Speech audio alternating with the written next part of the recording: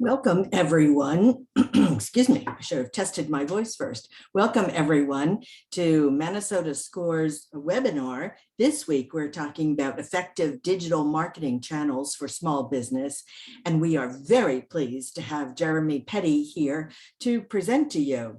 He is a very thought of person. He knows so much about this subject, and you're going to learn a huge amount today.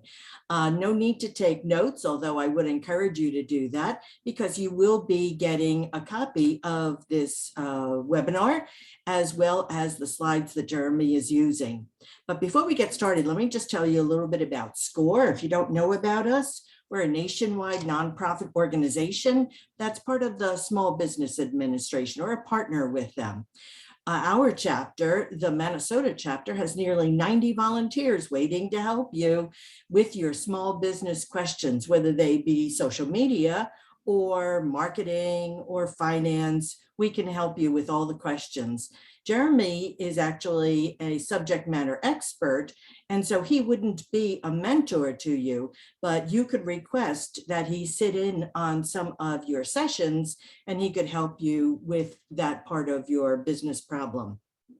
Since 1964, SCORE has assisted over 11 million clients. Now, when do we help you? Well, we help you in all phases of your business. You're thinking about starting a business. That's actually an excellent time to contact SCORE, just thinking about it, because we can help you decide whether that's a good idea or not.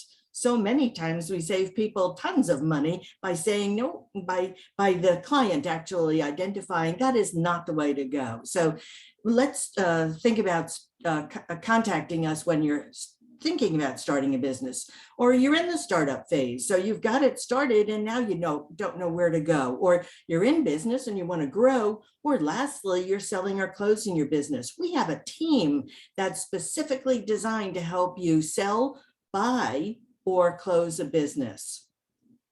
Now, I'd like to encourage you to visit our website, minnesota.score.org. Perhaps you went there to register for this webinar, but you can request a mentor there. A couple of easy ways to do that. You can find other workshops and upcoming webinars. You can search through our local podcasts. And lastly, other resources. We have templates for all kinds of business documents that would help you. And lastly, this is my last pitch. I would like to thank all of our sponsors and community partners. These are the people that keep the lights on and make it possible for us to help you. So thank you. And if you can support any of these organizations, we encourage you to do that. So without further ado, I'm going to ask Jeremy. I'm going to introduce Jeremy and say, take it away. Thank you so much, Diane, for that wonderful intro as always. And welcome everybody in attendance to Effective Digital Marketing Channels. Just as a quick introduction to who I am and why I'm qualified to give out these presentations, my name is Jeremy. I've been in digital marketing for 15 years now. About 3 years ago, beginning of 2019, I decided to start my own agency. And as I was looking for, business information, because I didn't come from a business background, I came from digital marketing. SCORE was one of the first websites that popped up, and they had a ton of wonderful information throughout their website. So I immediately signed up for a mentor.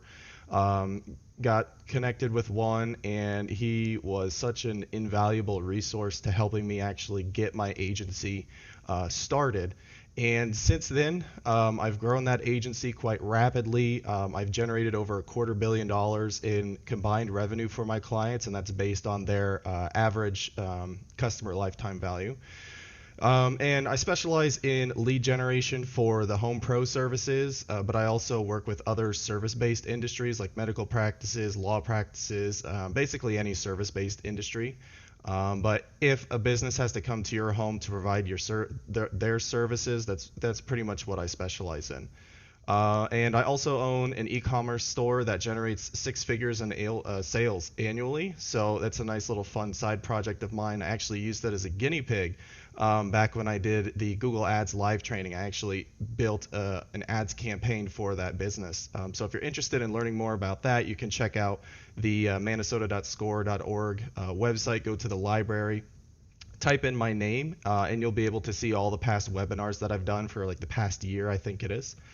And about a year and a half ago, I was asked to take over all of the digital marketing presentations for the Minnesota chapter, and so I became a SCORE certified workshop presenter. And I've loved all of the presentations that I've done. Normally, we do a whole digital marketing series that's about 4 or 5 presentations long, and I partner with Jack Morris, who kind of goes over more of the conceptual items of marketing, and then I show how to implement them in a digital marketing campaign. And so usually this is kind of the final presentation in that series that just kind of summarizes everything up. So a lot of these channels that I talk about today, we go a lot more in depth in their own webinars. So again, if you want to learn more about a specific channel, we do have those webinars up on the SCORE website. So this, what we're going to be covering today, I've kind of broken it down into 4 different sections. The first one being the foundations. This is what you have to have done before you actually start a marketing campaign. If you don't do these before you start a marketing campaign, you're going to end up wasting a lot of money and not seeing anything in return. And it just makes the whole marketing process 1,000 times easier. So we're going to go over USP and what that is and how to create a USP. We're going to look into how to create a customer avatar and what that is. And we're also going to take a look at your website to see if your website is ready to start generating traffic to it. Then we're going to go into marketing to intent-based customers and what that means. And this is where my specialty is. So we're going to look at Google My Business. We're going to look at pay-per-click advertising through Google Ads.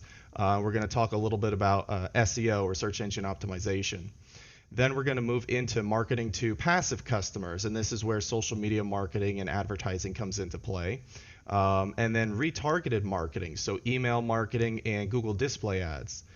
So that is the overview for today. Like I said, a lot of these we do go more in depth in their own dedicated webinars. So definitely go to the website to check those out. Now, for those of you who are SCORE clients, this is going to look very familiar to you. This is one of the first things that you do with your SCORE mentor. This really helps you kind of just put your business plan on paper, so you can see how all of these different segments interact with each other. And everything that I'm going to be talking about today falls under that channels box. So without further ado, let's go ahead and jump on in.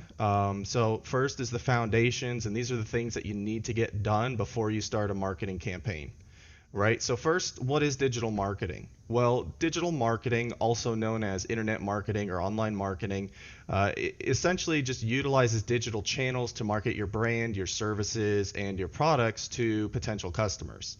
And the primary goal of a digital marketing campaign is to drive traffic to your website and then to convert that traffic into paying customers, whether that be buying products from your e-commerce store, or calling your business for a quote, or sending in a contact form submission.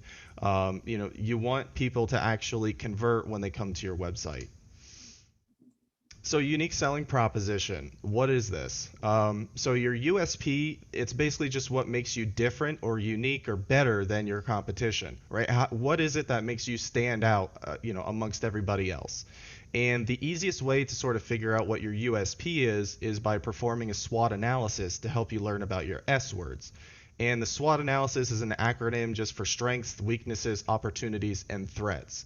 So what you want to do is just try to find every single one of your strengths for your business and see if there's any of those strengths, or there's something that you really excel at. Is that something that you want to be the base of your marketing? Is that which S word, which strength is something that makes you stand out, and then you want to use that as your unique selling proposition.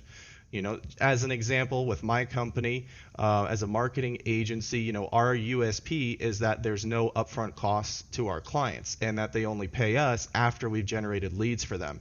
So that way, it's very attractive for a client, and that's what makes us stand out, because a lot of other companies charge upfront. So customer avatar. Um, a lot of times when I talk to clients, and just, new businesses in general, they're so focused on what they're trying to sell, whether it be their services or their products, that they actually forget to think about who they're trying to sell it to, right? And this can really make or break a marketing campaign. By fully understanding who it is that you're trying to sell to, it's going to make the process a lot easier. So your customer avatar also goes by a ton of other names: buyer persona. This is basically your ideal customer. And you want to try to be as in-depth as possible because you're essentially crafting a person, right? So some things that you want to make sure that you write down are, what is this person's age? What is their gender? What is their ethnicity? Where do they live? What is their income levels? Things like that. And then you also want to go into sort of their psychographics. So what are they interested in? What are their behaviors? What are their buying habits? Now, for your business, you're not just going to have one customer avatar, one buyer persona. I mean, you're going to have dozens of them because you could be targeting, having completely different marketing campaigns based on demographics. Again, as an example, I work with a few assisted living facilities, and in their marketing campaigns, you've got it broken down to the elderly who are maybe looking for assistance for their loved one, their spouse, or for themselves. The way that we market to them is going to be different to the way that we're marketing to their kids, maybe 40, 50 years old, who are looking for help for their parents, right? So those are two, three completely different customer avatars with completely different marketing campaigns for the same exact service. So that's why it's very important to actually think about who you're trying to sell to. And Jack Morris does a great job in his webinar breaking down the PI acronym. So I highly suggest going and watching that webinar. And this is sort of what a buyer persona worksheet looks like. So I would actually fill this out as I'm trying to create a buyer's persona. Just again, to really put it on paper. And then if you've got like a pin board or something, just start putting them up there so that you can look at all the different ideal customers that you have. So website design, this is where everything really starts when it comes to digital marketing. Without a website, you've got nowhere to send people to. Your website is the foundation of your online presence, and it's the central hub for everything that you do online. And the goal of your website is to provide information to visitors and to convert them into paying customers. A lot of people forget about that second part. Your website is not just an informational hub, right? But it's a marketing tool that you should be utilizing to actually convert traffic into paying customers. The nice thing is it's like a 24/7 salesman. It never sleeps, it never goes on vacation. It's always there. So why not utilize it to get the most out of it? But you have to make sure that your foundation is solid before engaging in a digital marketing campaign, right? So this is just a quick little checklist that I usually go over for all of my clients to see if their website is ready to engage in a marketing campaign. So some of these are, making sure that you've got a modern design, a responsive design, the website is scalable, it's speed optimized, there's clear communication, you have a clear, unique selling proposition, and it's optimized for conversions. And I'm going to go ahead and just break those down real quick for you. So modern design, it's common practice to have your website redesigned every 3 to 5 years to keep up with modern trends. This doesn't mean you have to completely overhaul your website every 3 years, but just kind of touch it up every now and again just to make sure that when a customer comes to your website, they feel comfortable using it. For a user, it's very jarring to come to a website that looks like it was built in the late 90s and early 2000s. An outdated website will be viewed as an outdated business by an individual. So it's very important to keep your website updated with modern design trends. Okay? It's also very important to make sure that not only does your website look good, but it looks good on all the different devices people are going to be looking at your website from. Right now, as a point of note, if you're B2B, so if you provide services or products to other businesses, the majority of your users are going to be viewing your website from desktop. If you're B2C, if you sell products or services to consumers, the majority of your visitors will be coming from a mobile device. So it's really important when you're looking at your website to try and look at it the same way your users are going to be looking at it and interacting with. That gives you a much better idea of the actual user experience. Now, modern web builders, this responsive design is pretty much built into everything nowadays. It's common practice. 10, 15 years ago, we had to build a desktop version, then we had to build a second version for mobile devices, but that's no longer the case with responsive design. And like I said, this is usually built into all of the platforms nowadays. Scalability. So what do I mean by scalability, right? Well, the whole point of a digital marketing campaign is to try and drive traffic to your website, right? You drive traffic to your website, you start generating sales and leads so that you can grow your revenue. You can you can grow your business, right? And then as your business grows, you're able to reinvest into more marketing, generate more traffic to the website, generate more sales, and it's a cycle, and that's how you grow your business. Well, you want to make sure that your website can keep up with the traffic that you're going to be sending to it. It can keep up with all of the sales that are going to be happening on your website or all of the interactions, right? Now, these do-it-yourself platforms like Squarespace, Wix, Webflow, these are great for the do-it-yourselfers and if you're just starting off, but they don't really allow you to scale because of the fact that they don't have, hardly any digital marketing integrations or tools. Every single client that I work with, if I build their website, I build it in WordPress. I've been using WordPress for a very long time, and it's very, very robust. But the great thing about WordPress is that it can scale indefinitely. So you can have a website, you can build a brand new website on WordPress, and you can keep that WordPress site as you scale your business. I've managed multi-million-dollar e-commerce stores built in WordPress. And it's extremely robust, it's extremely versatile. But another reason that I love WordPress so much is because of the plethora of functionality that you have and plugins that are available to you, especially in the digital marketing industry.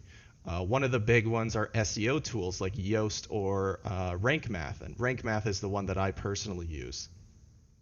You don't get those same sort of functionality when it comes to SEO on these do-it-yourself platforms. Either it just doesn't exist, or the tools that they have are very, very basic and primitive, and they won't give you that sort of finite control that you need in order to be competitive.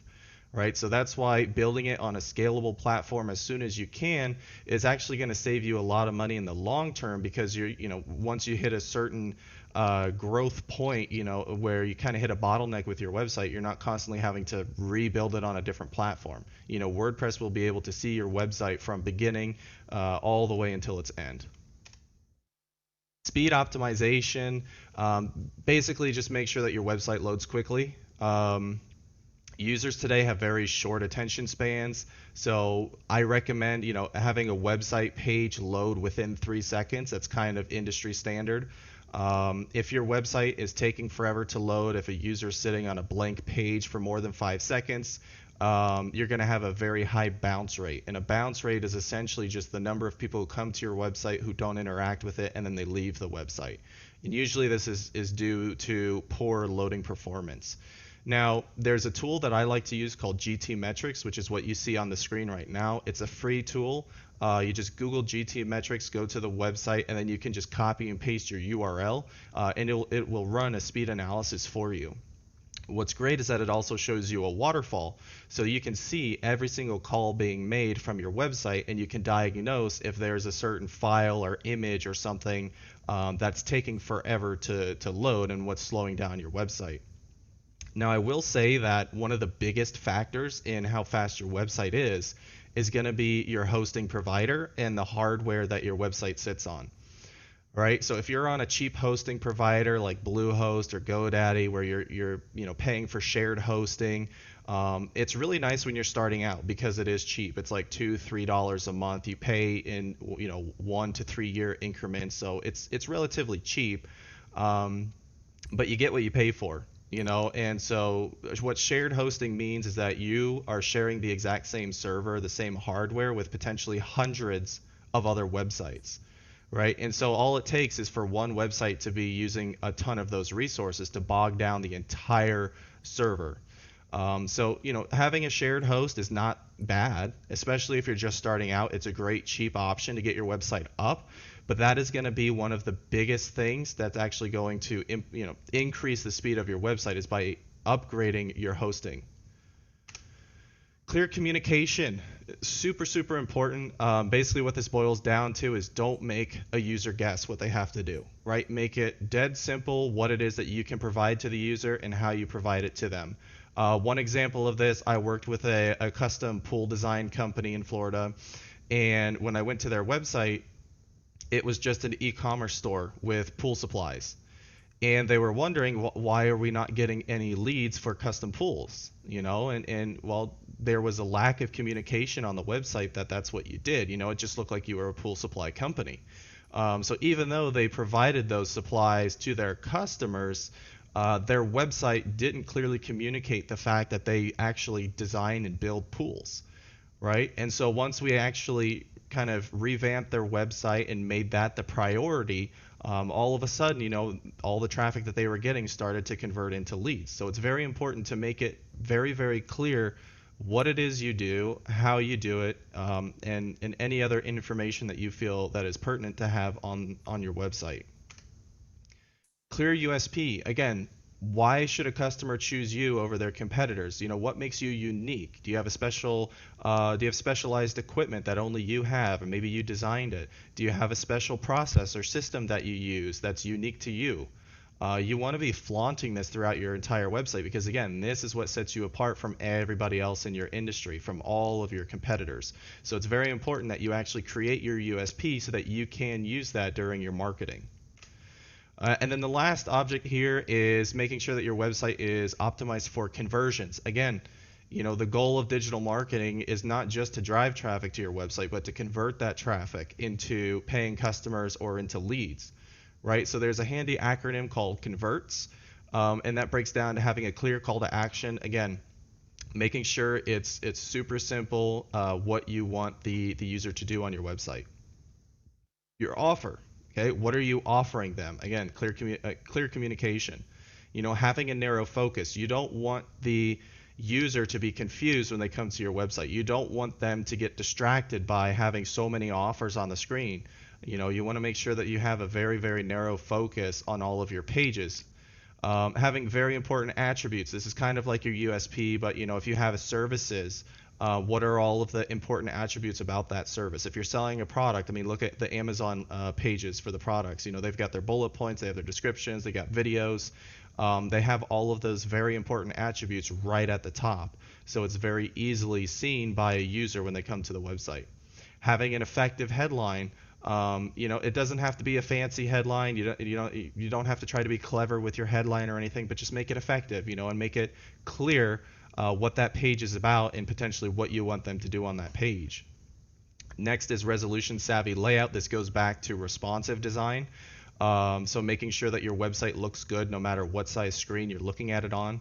Having tidy visuals, and this goes back to having a modern design, just making sure that your website looks clean, that it's not very cluttered, that it looks modern, and that a user would feel comfortable navigating your website. And then the last one, which is probably one of the most important bits, is social proof, right? When you're selling a service or a product, you're not really selling a service or a product. You're selling a solution to a problem. And so what you want to do is you want to show that, hey, we've solved your exact problem for all of these other people, right? And the best way to do that is to have a bunch of reviews, testimonials. Video testimonials are very, very powerful. So if you can get those for your business and utilize them on your pages, that will increase your conversion rates on your website. So social proof is extremely important to have because it shows that you've solved a problem for a bunch of other people. So with the foundations out of the way, let's go ahead and jump into our first marketing section, which is marketing to intent-based users. You can kind of think of this like inbound marketing, right? Because you're not going to them to try and sell them, they're coming to you, right? That's why I love I love these channels. That's why I specialize in this channel, because with intent-based marketing, you see much higher return on investment. You see much higher conversion rates, which means your budget is used much more efficiently and effectively, and it allows you to grow your business a lot faster, especially in the infancy stages of your business. So search engine marketing, which I like to call intent-based marketing, allows you to market your business to intent-based customers, right? So an intent-based customer is somebody who's already in need of your service or your product, and they're using a search engine like Google to actively find someone who can provide it to them, right? And it's great because it bypasses half the sales process. You don't have to convince them that they need what you've got. They already need it, and they're actively looking for somebody to give it to them. All right. And this is why I love intent-based marketing, because they already have that intent. I don't have to convince them. I just need to funnel them to my website or to my client's website so that it's their phones that are ringing instead of their competitors. Right. So which search engine should you market on? The short answer is Google. Google makes up 87% of search engine market share. And just to put that into some context, there's 5.8 billion searches per day on Google versus only 340 million searches per day on Bing. Now, that's not to say that you should only market on Google, but if you're just starting out, if you have a small budget, just start off with Google.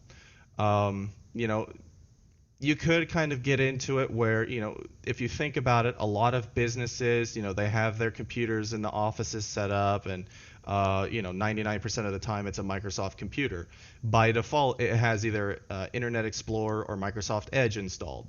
So the less technical savvy, they're not going to install their favorite browser. They're just going to use Internet Explorer or Edge. And in those cases, Bing is the default search engine for those browsers. So, if you're trying to target B2B leads through search engine marketing, maybe it makes sense to go with Bing just because of that fact, right? But as a rule of thumb, I always stick to Google just because that's where the majority of people are searching from. Now, there are three main ways to market your business to intent-based customers and search engines. And today, we're only going to be focusing on Google since it's the most dominant, but the ideas, the concepts, they're universal no matter what search engine you want to market on. So the first one is having a Google My Business listing. Like I said, Bing and Yahoo, they all have their own business listing manager that you can use. But the most popular, the most utilized one is Google My Business. Then pay-per-click advertising through search ads. This is acronym PPC, so pay-per-click. And then search engine optimization, or SEO. So Google My Business is the first thing that you could do to start showing up in Google, right? And the best part is that it's 100% free. So your Google My Business listing can get your business in front of local customers in as little as 4 to 5 days. And that's just how long it takes a postcard to reach your address so that you can verify that you are actually at that address. And so to start, you just need to make sure you have a Google account and then go to business.google.com. If you have a Gmail account, you already have a Google account. If you're using a professional email, so an email address with your website, if you don't have a Google account, you can sign up for one with that email address, and then you can create your Google My Business listing. And so Google's going to take you through the whole process of adding content to your listing. And I can't stress this enough. Just take the 10 to 15 minutes and fully fill this out. Because this is, so many businesses, they start this, they just make it, they create their business listing, but they don't actually take the time to fill it out completely. The more filled out that this becomes, the better it's going to rank out of the gates, right? The less you have to worry about getting a ton of reviews and everything on your business listing, and it also helps to rank it organically. And what I'm about to show you next is where it shows up. So make sure that you just spend 10, 15 minutes, maybe 20 minutes, upload pictures like logos, before and afters, work in progresses, team members, office space, maybe some videos in there, and make sure you just completely fill it out. So where does this show up, right? Well, if you've ever looked for a local business service, you'd likely have seen this map pack. And so it shows a map, and then it has a list of all the businesses that fit the criteria. Basically, the way that this works is it takes your location, whether through Wi-Fi or GPS, and then it will try to show you the best businesses in your area. Right, so in this instance, we're looking for landscapers in the Sarasota area, and so we can see that it tries to list out the best match within a certain radius of wherever it deems that you're searching from. Now, like I said, it's very important to actually completely fill out your business listing, because that is what's going to allow you to rank higher than other businesses without having the initial reviews, right? But the biggest ranking factor here is going to be how many reviews your business has, and then what is the average rating for those reviews, right? That is the main item that determines how high your business sits. So long as you are inside of the service area that they're searching from. So again, this is a very, very powerful free tool that you can use to get your business into the Google search engine right away. And this is just what the dashboard looks like on the back end for your business listing. This was one of my clients from a couple years ago. And you can see that they had, they were viewed 17,000 times. They showed up in 16,000 different searches. They had, about 560 people actually go to the website or call them or ask for directions straight from their business listing. And it's so there's a ton of insight here, and it's very, very powerful, and it's free. Another nice thing about this too is that this is where you go to manage your reviews. This is where you can go to reply to reviews, right? So reputation management. And it's very good. It's a good practice to always reply to reviews when you get them, because that just shows not only the search engines, but it shows potential customers, hey, you actually interact with people who interact with your company. And it's just as important, if not even more important, to respond properly to a 1-star review or a bad review. If it was your mistake, if you messed it up and they were unhappy, own up to it. Reply to them and say, hey, I completely understand. We're working hard to fix it. However, you want to be honest, but you also want to seem like, hey, you actually care about the customers. Because I don't know about you, but if I'm looking to hire somebody or if I'm looking to buy a product, one of the first things I do is I go down to the reviews. All the 5-star reviews usually say the same thing, right? I want to go down to the low 1, 2-star reviews to see what the issues are that people have had and how a business responds to those issues, right? That's, so those low reviews are just as important, if not more important, than having really good reviews, and the way that the business responds to those bad reviews. Pay-per-click advertising. So this is Google Ads. The second way to market on search engines is to engage in a Google Ads campaign. Okay? And this works like an auction. You choose the search terms that you want to show up for, you create your ads, and then you set a bid amount. Now again, if you want to see an actual live training on how to set up an effective Google Ads campaign, go to the minnesota.score.org website, go to the library, type in my name, and look for the live training. I go through the entire process of setting up an advertising campaign for my e-commerce business. And so if you want some more in-depth information, that'd be a great resource for you. And essentially whoever is willing to pay the most for a single click, they're the ones who are going to show up first, right? And then it just goes in descending order of bid amount. Now, if you want to maximize the efficiency and effectiveness of your Google Ads campaign, don't use their smart campaigns. Usually if you're trying to do it yourself, or if you try to run a campaign through Google My Business, it'll automatically put you into smart campaign mode. And this is a very simplified, sort of dumbed down version of Google Ads to try and make it more accessible to the DIYers, to the business owners. The downside, though, is that it's very ineffective. You could still generate leads, sure, but you don't have full control over your ads. You're essentially saying, hey, Google, here's my services, here's a bunch of money, do whatever you want with it. And so it chews through your budget, and basically leaves you with a bad taste in your mouth for Google Ads, because now you think it doesn't work. It just stole your money. And that is true for the smart campaigns. Sure, you can definitely generate leads and generate business from it, but it's not going to be very efficient at doing so. So there's a lot that actually goes into not only creating a campaign, but managing and optimizing the campaign after it's already been created. There's so much more that actually goes on that a lot of do-it-yourselfers, a lot of business owners don't fully realize just how complex it really is in order to, really squeeze as much out of your budget as possible. For instance, we had, I had a client of mine who was doing it themselves, and they were paying about $40, $45 per click.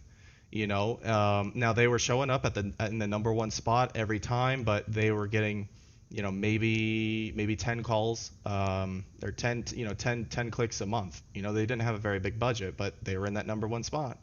So after they hired us, I was able to get their cost per click all the way down to about $8 on average, while still being in the number one spot.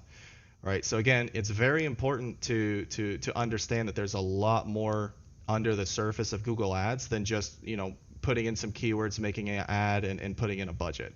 Now, if you are planning on doing it yourself, don't put your faith in a Google ad rep. You will get contacted by a Google ad rep. And while, yes, these are legitimate Google employees, they are salespeople. They're not the ad experts. Their job is to make you happy, to try and help you organize your campaigns, to try and help you decide which keywords you want to use. But ultimately, their job is to keep you spending money in the Google machine. Right? They're not there to help your campaign perform very, very well. Right? So the Google ad reps that agencies like mine have access to are not these people. These are the actual experts who know every minute detail of the back end of ads. But these aren't the ones that work with the do-it-yourselfers. In order to have access to these level of I guess you could call them tech support or ad rep experts, you have to be spending a ton of money in ads. Just for perspective, I mean, my agency handles over $100,000 in ad spend every month. So you have to be spending a ton of money in order to get access to the people who actually know all the tiny details of the Google Ads platform. Now, the great thing about running a search ad campaign is the fact that you can start generating leads within a matter of days. Now, the fastest I've ever done it was, I've started generating phone calls within a couple hours of actually submitting the campaign. So the time that it takes to actually get the campaign verified and confirmed through Google and approved through Google, and then the ads start displaying. So you can get same-day results if you know what you're doing. But that's the power of advertising, is that you can get things right away. However, the real growth for your business and for lead generation is really going to come from search engine optimization. Right? So search engine optimization, or SEO, actually it accounts for 60% of all website traffic, if not a little bit more now. That number's a bit outdated. And again, I'm going to briefly go over what SEO is in this presentation. If you want a more in-depth how to do SEO, what a successful SEO campaign looks like, again, go to the website, go into the library, and find my past webinar that's dedicated to just SEO. But SEO, this is what's going to generate the majority of your business eventually. Right? The downside to SEO is that it takes anywhere from 6 to 8 months to start seeing results from it. And that's because SEO is based on thousands of algorithms, and it takes time for Google to understand your site, to see the optimizations that you've made to it, and to also assign you what we call authority, a domain authority. Right? This is how trustworthy your website is in the eyes of Google, and I'll kind of touch on that in a few slides. So SERP, what does SERP stand for? This is an acronym that's very familiar with search engine marketers, but SERP essentially just stands for the search engine results page, right? This is the page that you're shown after you type in a query to Google and hit enter. And SEO helps you organically rank in these in the results pages, right? So this is traffic that you're not paying for. This is organic. And even though they show below the ads and below the map pack, if you're looking for, service-based businesses, 70% of users actually skip over that and go directly to the organic listings. And the reason for this is because, people are getting smarter. They're understanding technology better. They understand the way that search engines work a little bit more. So they understand that, well, ads are paid for, and sometimes, you can run ads for the Google My Business listing. In the previous slide, you saw the first Google My Business listing in the map pack was an ad. Users understand that, hey, these are all paid positions. I want to get to who Google thinks earned their position at the top spots, right? So 70% of users, they skip over that. They go directly to those organic listings. And that's why SEO is so powerful. And now imagine if you're an e-commerce store, or maybe the search term that somebody is typing in doesn't, show a Google Map Pack, right? That just means that your organic listing is going to show even higher in the actual SERPs, and it's going to be generating a lot more traffic for you. So it's super important that you do have SEO. right? And so I've kind of broken down SEO into three main pillars. You have your technical SEO that deals with all of the code, all sort of everything under the hood of your website. Next is on-page SEO. So this is content creation and content optimization. And then off-page SEO, which is your authority building. Okay, so technical SEO, like I said, this is just everything under the hood. This has to deal with the coding and the structure of your website. Your website speed is part of the technical optimizations of SEO, so that also is an attribute of this. It's really important to make sure that your website is technically optimized. The worst case scenario in this column or this pillar is the fact that you could have a minor typo or something in your robots.txt file, and that ends up with your website not being indexed by Google or any other search engines, right? That's a technical issue that completely voids any other work that you may be doing on your website. So it's very important to make sure that you're covering all of this. Now, there are tools out there like SEMrush that can run a very deep analysis of your website to help you kind of fix those items. But usually, if you're just starting out, it's very important to get this foundation solid before we actually start to optimize the rest of the website. On-page SEO, again, like I said, this is the content of your website. And with SEO, the whole point of SEO is to cast a wide net into the web instead of like just a fishing line, right? So the idea is to try to rank for as many different relevant keywords as possible, and then to try and rank as highly as possible for all of those individual keywords, right? So content creation in the form of blog posts is going to be what actually increases the number of keywords that you're ranking for. Right? And then you want to make sure that you're optimizing all of those blog posts, that you're optimizing the content of your website for those individual keywords on those pages. So this is things like the actual text of the pages, any videos, your images have alt attributes on them. You have internal and external linking on your pages, the amount of content per page, the keyword density. There's a ton of there's a huge checklist of things to do when you're actually optimizing the content of your page. And again, this is why I love WordPress, because with plugins like Yoast SEO or Rank Math, it tells you straight up just what you have to do in order for the page to be highly optimized. So it makes SEO a lot easier. Now, if you don't really know what you're doing, it's always best to hire somebody who's an expert, who's been doing it for a long time, who knows what they're doing. But by having those plugins available, it makes it a lot more accessible to those who want to try and do it themselves. And the last part of SEO is going to be authority building, right? And this comes through the form of link building. And the best way to describe this is, let's say I need to get my tree trimmed. Okay, I've got a big oak tree in my backyard. I need to get it trimmed, right? So let's forget the internet exists for a minute, and let's say I have to, old school, I have to go out to my neighbors and say, hey, do you know any good tree trimmers? Do you know any good tree trimmers?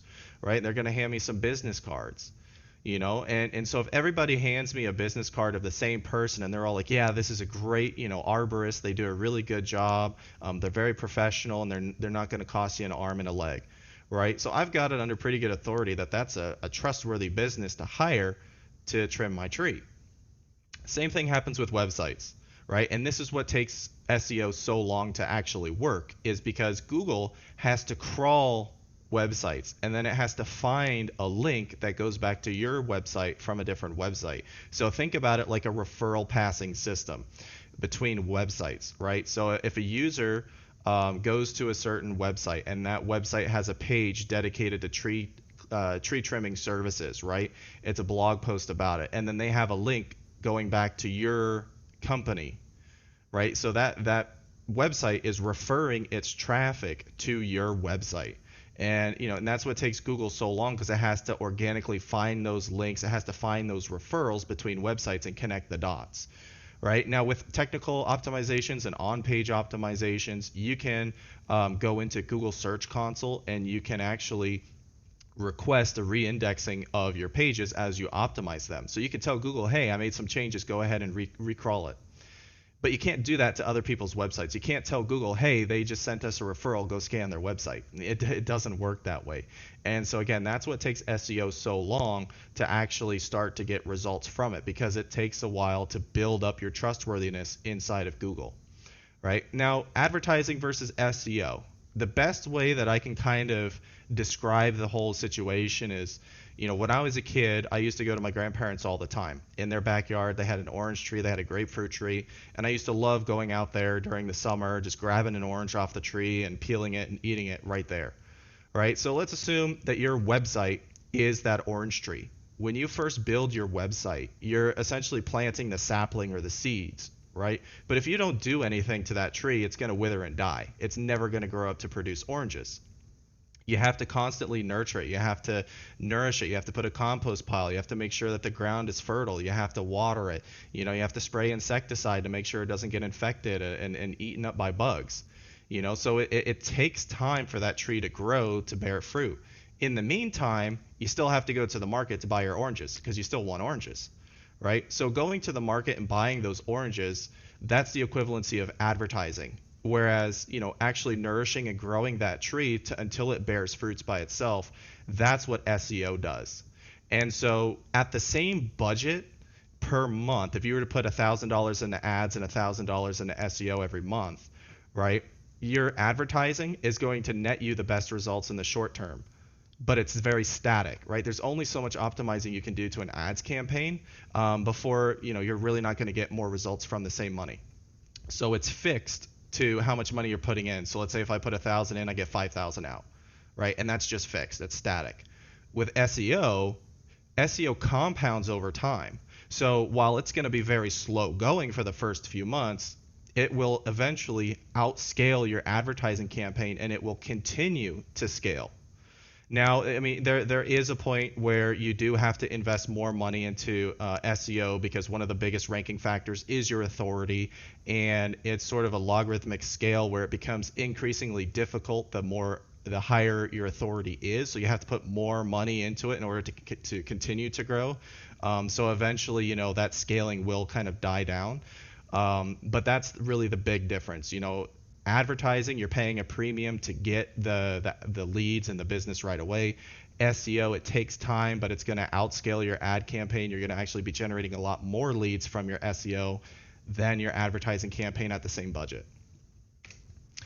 Next, we're going to look into marketing to passive customers. I like to think of this as your outbound marketing. You have to actually reach out to people, convince them that they need what you've got, and then convince them to buy it from you.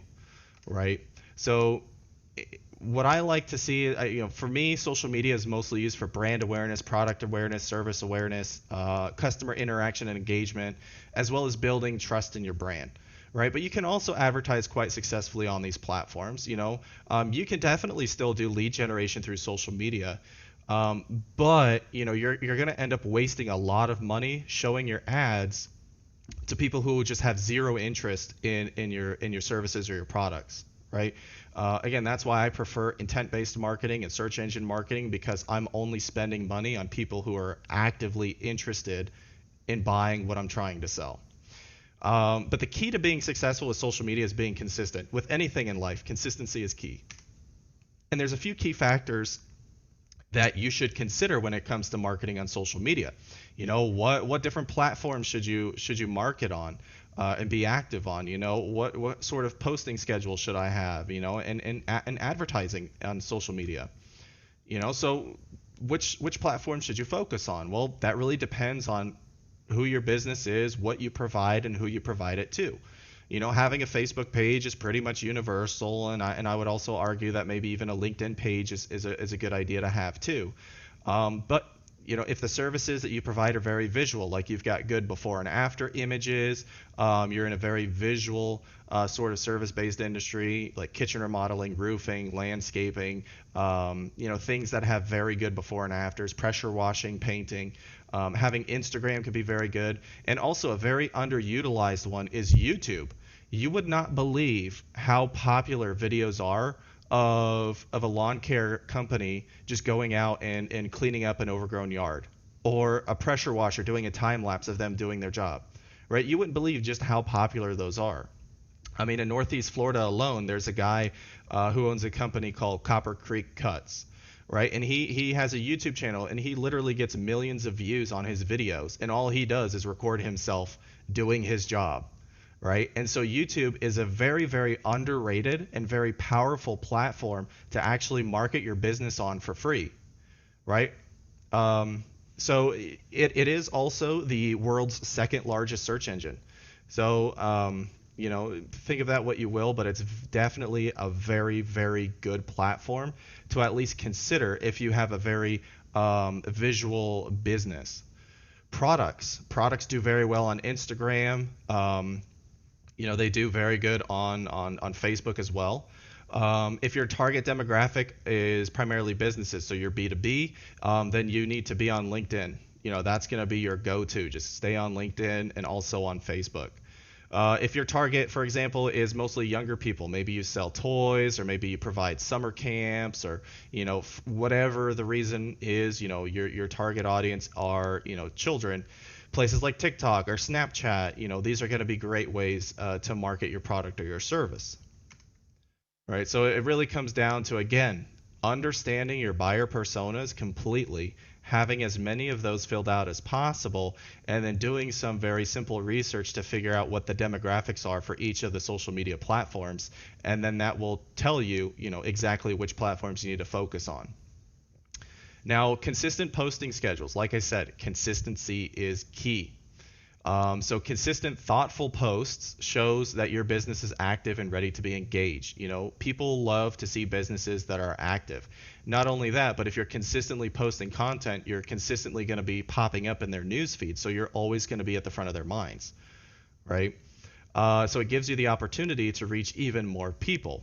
Now, posting inspirational quotes every day is not engaging content. It's okay every once in a while if it fits a certain marketing plan that you have, but you want to keep these to your personal pages. Now, some businesses where this would be okay, yoga studios, whole, wellness type businesses, maybe a life coach, counselor, therapists, these make sense to have inspirational quotes on your business page. But ultimately, you want to try and keep it just about your business, just about specials that you're running. Oh, hey, look at this before and after. Look at our most recent project. Things like that. That's engaging content. That's actually going to turn a potential prospect, somebody just flipping through, catching their eye and be like, oh, wow, they do good work. Let me hire them, right? An inspirational quote isn't really going to do that for you unless, what I stated before. With engaging content, people are more likely to interact with your post, whether it be a like, a follow, a share, a comment, whatever it may be. So it's another reason to constantly, put some thought into what you're actually posting out there.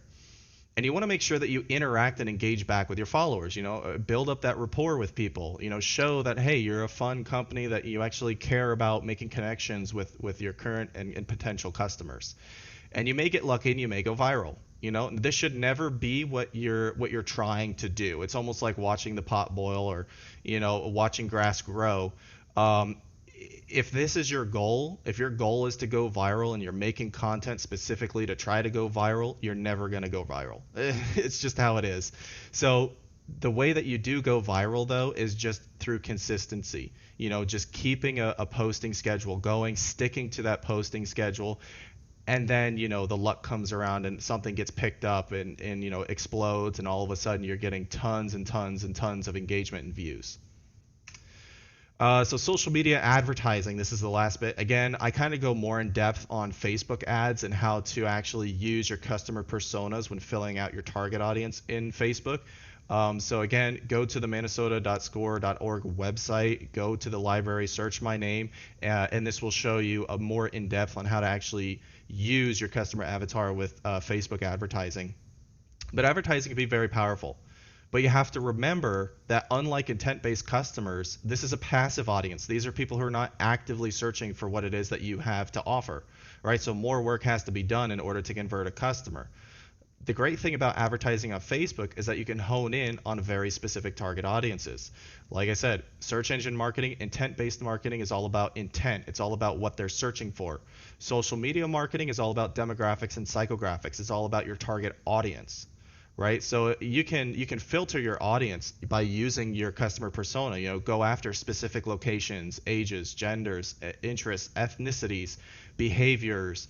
The list goes on and on and on. You can even, a couple of years ago, back when COVID was really big in 2020, I worked with a COVID testing company, and it was just a very quick pop-up business that sold at-home test kits before they were available, for a few dollars in every, corner store.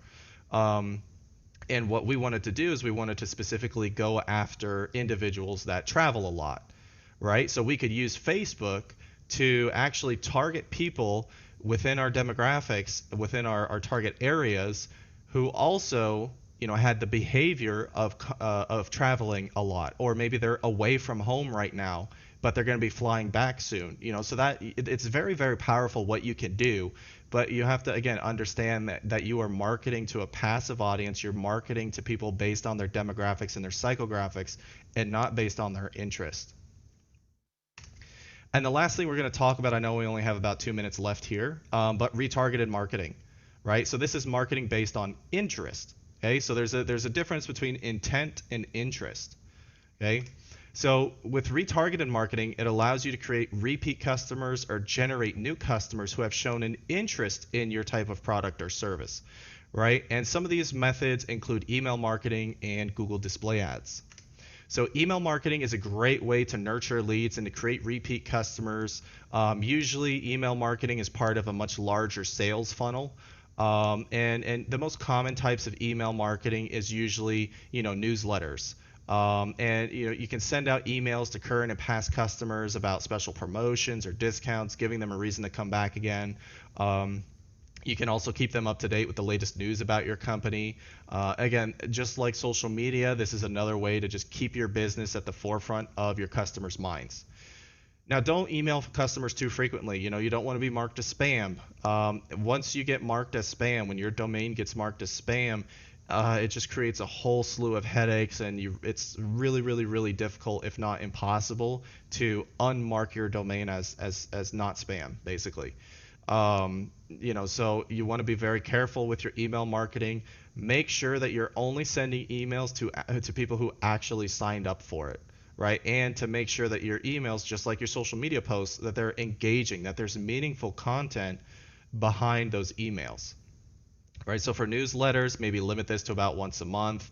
Larger companies, usually they run a lot of specials, so they're sending out like one a week or one every other week. But try to group your emails into a smaller amount, just to avoid the potential of being listed as spam. And like I said too, there's certain things that you could do with email marketing as part of a larger sales funnel. So, one of these is called lead magnets. So maybe you have a free PDF that they can download that gives a lot of information and insight into your service or your product. But in order to actually access it, they have to type in their email address. Right, so you can use, again, these are called lead magnets, to gather people's email addresses, and then you can use things like Constant Contact or MailChimp or Sendinblue, email marketing platforms that allow you to organize the people based on how you actually receive their emails, and you can create email marketing campaigns based around that.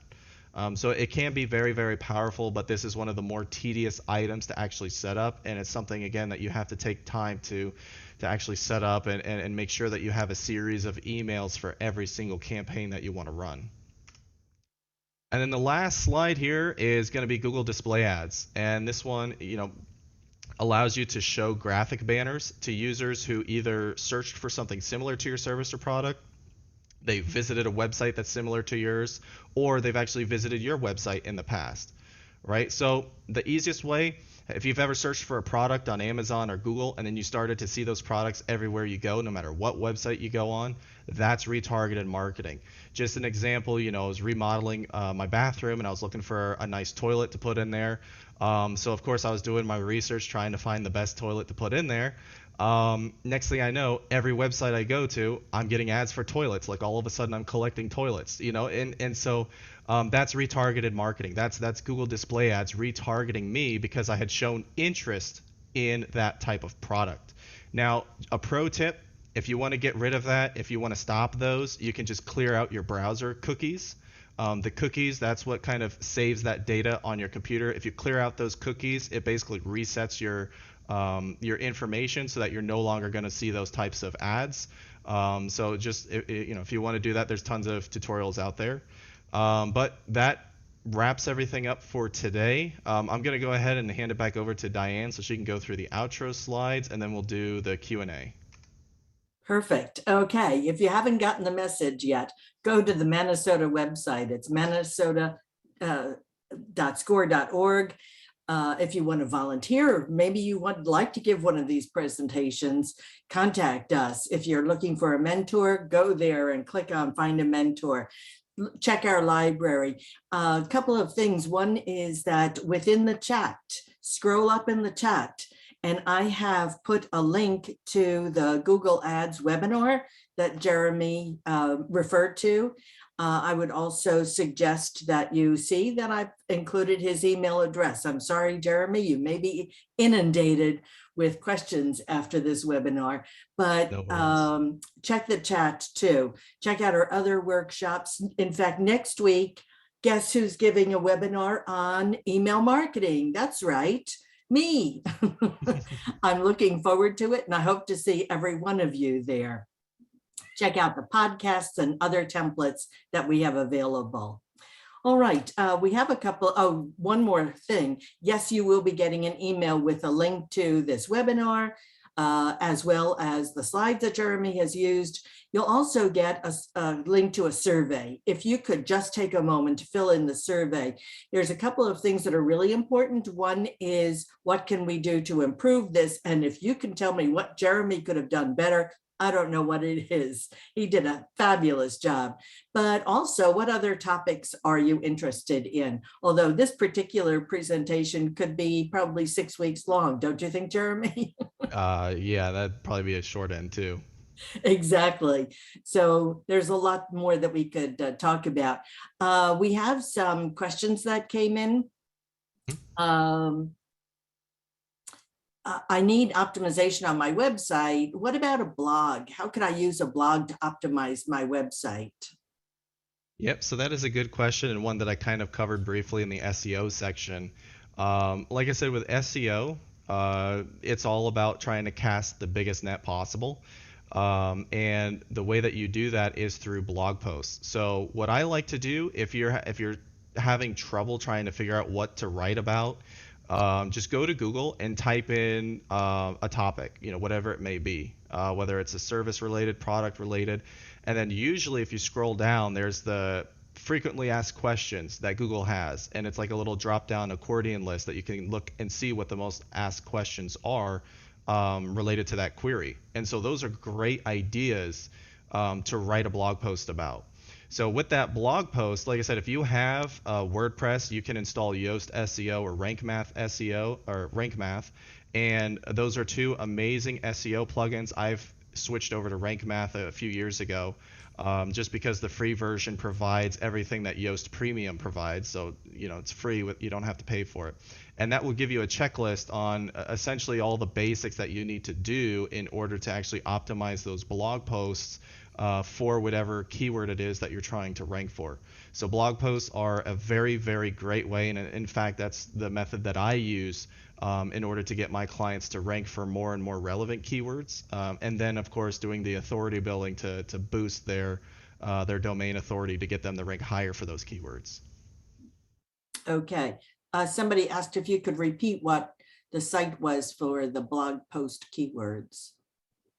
Yep, so to actually find keywords, if you just go to Google and then you type in a topic, whether it be like your services or your products, most of the time there will be a drop-down menu that says frequently asked questions. That's just right on the Google SERP, so the search engine results page, and it'll have a bunch of questions there, and those would be ideas to get keywords from. I also show how to do keyword research in my Google Ads live training. So you use the keyword planner to actually figure out what keywords to try and target. So if you're specifically trying to find keywords to write about, those are two great options to use. I've inserted the link again for your Google Ads campaign. Some people couldn't find it before. Um, Also, Donald wants to know, how do I know if my domain has been marked by someone as spam? Yeah, so there are tools online that you can use. I think the website is called MX Toolbox or something like that. And what that allows you to do is just copy and paste your URL into their tool. It'll run an audit, and basically what it does is it just checks a list of blacklists and to see if you're on any of them. If you are on one of them, you would have to basically go to their website and follow any procedures that they may have to get you unlisted as spam. Um, but I can tell you right now that it is a headache and a half to try and do that. Um, Usually, you come out unsuccessful unless you are a large business. Once you're marked as spam, it is very, very, very difficult to be removed from those, basically. Good. Hassan had a question about how can I get clients for my web design, SEO, and digital marketing business. So how did you find them, Jeremy? Well, I don't want to reveal my secrets, but I but I will say network. Just network your butt off. Go to the Chamber of Commerce. Go to their events. Become a member of the chamber. That's what I did when I first started. I joined a local BNI chapter. For those of you who don't know what BNI is, it's Business Networking International, I think.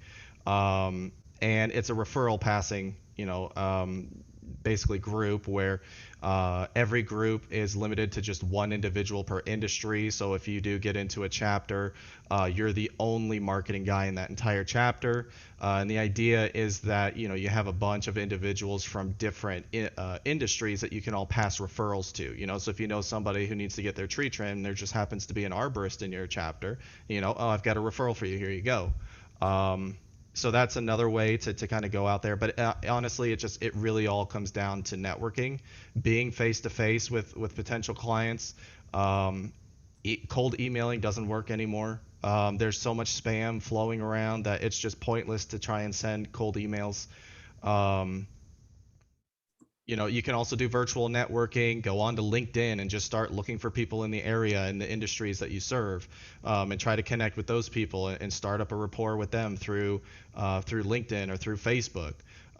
Join Facebook groups, network. That's basically how I started. If you're an e-commerce business only, would you recommend joining these local groups like the chamber, et cetera? Absolutely. I mean, it never hurts. Even with the Google My Business listing, even though that's more tailored to a local service-based business, you can still upload all of your products to Google My Business. Same thing with a local chamber. It depends on the type of products that you're selling too. If you're selling products for to other businesses, then absolutely, it's a great way to go in there and to actually bring up that brand awareness, show off your products and say, hey, you might be interested in my products. Another great thing about being a member of the chamber is that you can actually put marketing materials throughout the entire county. So at all of the chamber locations, at all of the visitor centers in the county, or wherever the chamber is affiliated with, you can have rack cards, you can have trifolds, brochures, business cards. You can have a ton of marketing materials that can be essentially distributed for you just through the Chamber of Commerce. So it's a great way to get your brand awareness out there.